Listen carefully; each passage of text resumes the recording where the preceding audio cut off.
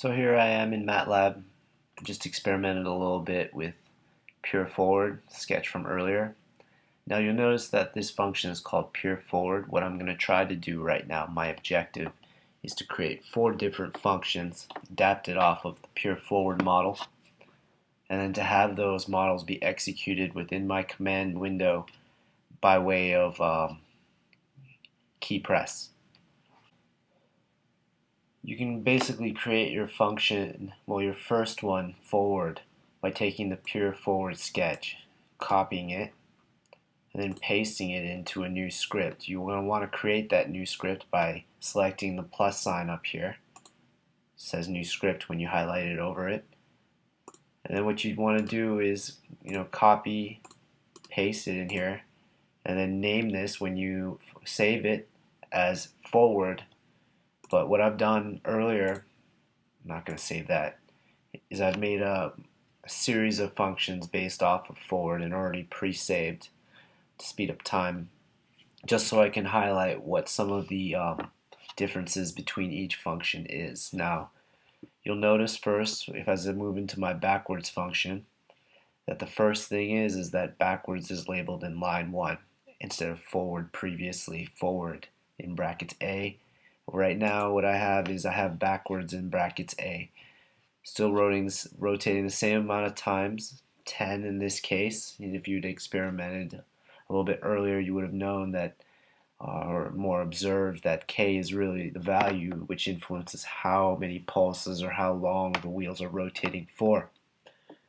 The difference though between forward and backwards at this point is if you look at the lines 6 and 9 where we have the right digital pin functions, what's happening to the respective pins is that they are labeled as 1 right here, as opposed to in the forward sketch where they're both labeled as 0.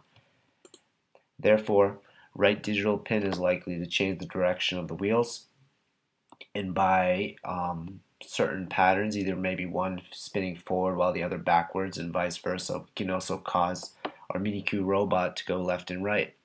So here in this function they're both labeled as 1. What I would have done after this is copied and then pasted it into a new script.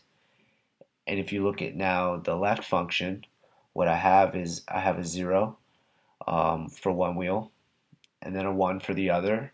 They're rotating in separate directions. For right, it's just the inverse.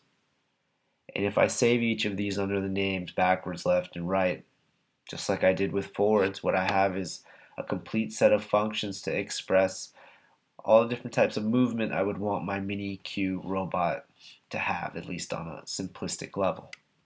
So once you've created your functions, forwards, backwards, left, and right, you can click through them right here.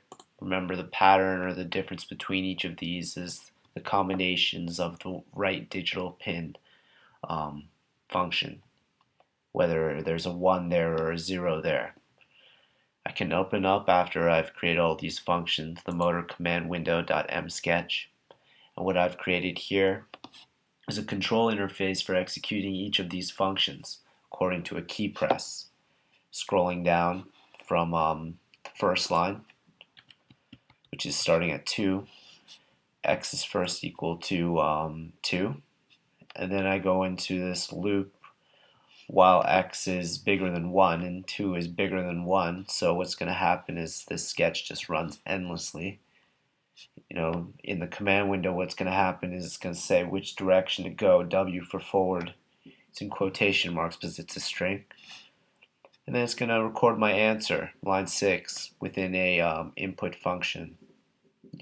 Whatever I respond with a key and press enter, the following will happen.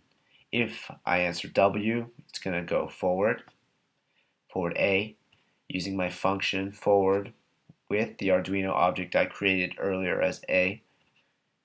Moving forward, if I say S, what's going to happen is the Mini-Q robot will go in that backwards direction. A will cause it to go right, D will cause it to go left, all following the functions we created earlier. Now, this is an endless loop unless I have some condition to exit out of it. So when you want to finish with this whole command window activity and everything's running fine, Also keep in mind you're going to want to change up some of the values of K to cause the motors to run a little bit longer or shorter. Have the robot drive around on your desk. You're going to want to press Q after all of that to exit out of the command window. But first let me demonstrate how this is all going to work. I'm going to press run. Which direction do I want to go? I'm going to press W, S, A, D, and then Q to quit.